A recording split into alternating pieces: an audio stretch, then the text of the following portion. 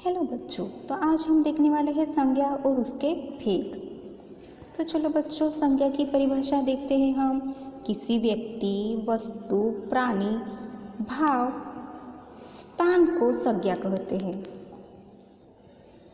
व्यक्ति राजू, मीरा, गीता, अशोक, राहुल, हरि ये व्यक्ति के उदाहरण हैं।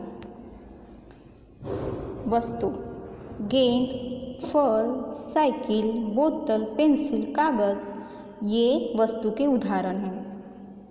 प्राणी मनुष्य, पशु, पक्षी, गाय, घोड़ा ये प्राणी के उदाहरण हैं। भाव क्रोध, खुशी, प्रेम, ईर्ष्या, दुख, भूख, प्यास ये भाव के उदाहरण हैं। स्थान दिल्ली, मुंबई, मद्रास, कलकत्ता, मथुरा ये स्थान के उदाहरण हैं। बच्चों, संज्ञा के भेद देखेंगे अभी हम। संज्ञा के भेद, पहला है व्यक्तिवाचक संज्ञा, दूसरा है जातिवाचक संज्ञा। जातिवाचक संज्ञा के और दो भेद है। पहला है द्रव्यवाचक संज्ञा और दूसरा है समूहवाचक संज्ञा। तीसरा है भाववाचक संज्ञा। तो पहले हम देखेंगे व्यक्तिवाचक संज्ञा, उसकी परिभाषा हम देखेंगे। जो शब्द किसी विशेष एवं निश्चित व्यक्ति, वस्तु व स्थान की जानकारी दे उन्हें व्यक्तिवाचक संज्ञा कहते हैं। उदाहरण में देखिए बच्चों, डॉक्टर भीमराव अंबेडकर ने भारत के संविधान की रचना की। ये विशेष व्यक्ति के बारे में हमें दर्शाते हैं। हमने उनके नाम से उन्हें सम्मानित किया है, इसलिए वो विशेष व्यक्ति है। दूसरा उदाहरण देखिए बच्चों, भारत का सबसे पहला वेद ऋग्वेद है। तो यहाँ पे विशेष वस्तु के बारे में कहा गया है ऋग्वेद। ऋग्वेद एक वेद है जो लिखित रूप में मौजूद है। ऋग्वेद एक विशेष पुस्तक भी है। तीसरा उदाहरण देखिए बच्चों, यहाँ पे जामा मस्जिद दिल्ली में स्थित है। यहाँ पे निश्चित स्थान के बारे में कहा गया है। एक विशेष स्थान का यहाँ पे बोध हो रहा है। दिल्ली एक निश्चित स्थान भी है।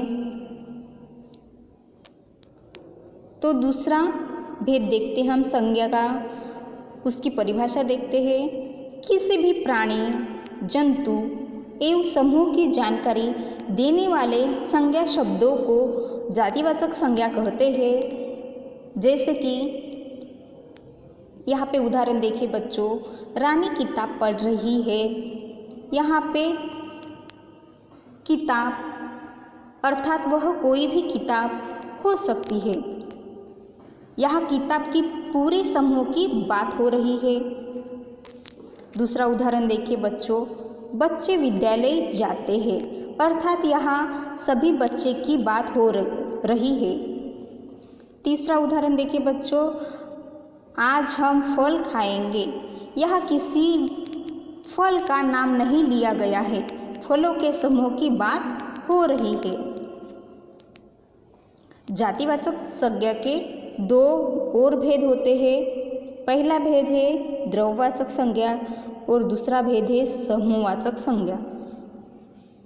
तो पहले बच्चों हम द्रव्यवाचक संज्ञा की परिभाषा देखते हैं। वे संज्ञा शब्द जो ऐसे पदार्थों तथा द्रव्यों का बोध कराते हैं जिनसे नई वस्तुएं बनती है एवं उनका माप तोल किया जा सकता है, उन्हें द्रव्यवाचक संज्ञा कहते हैं। उसके उदाहरण देखिए बच्चों, सोना, चांदी, मिट्टी, लोहा, तांबा, लकड़ी, दूध, पीतल ये द्रव्यवाचक संज्ञा के उदाहरण हैं। दूसरा हम देखेंगे समूहवाचक संज्ञा, उसकी परिभाषा देखेंगे।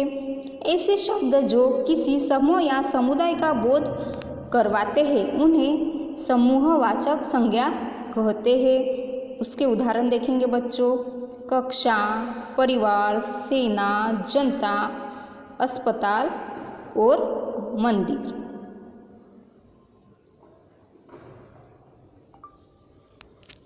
समवाचक संज्ञा के प्रयोग सुनिश्चित होते हैं, उनको बदला नहीं जा सकता। जैसे यहाँ पे उदाहरण देखिए बच्चों, पर्वतों की श्रृंखला, नक्षत्रों का मंडल, तारों का पुंज, कागज़ का दस्ता, सैनिकों का दस्ता, चोरों का गिरोह, गायकों की मंडली, कर्मचारियों या मजदूरों का संघ, भेड़ों का झुंड आदि।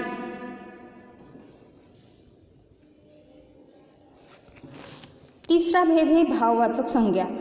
तो भाववाचक संज्ञा की परिभाषा देखेंगे। जिन संज्ञा शब्दों से किसी व्यक्ति या वस्तु के गुण, दोष, दशा, अवस्था, धर्म आदि का बोध होता है, उन्हें भाववाचक संज्ञा कहते हैं। जैसे कि दया, शांति, प्रेम, अच्छाई, धैर्य, बुढ़ापा, सफलता, सुंदर, बहुमूल्य, ये भाववाचक संज्ञा के उदाहरण हैं। भाववाचक संज्ञा में उन गुणों का बोध होता है जिनका अनुभव हमारा मन तथा हृदय करता है, किंतु ना तो हम उन्हें देख सकते हैं ना स्पर्श कर सकते हैं। धन्यवाद बच्चों।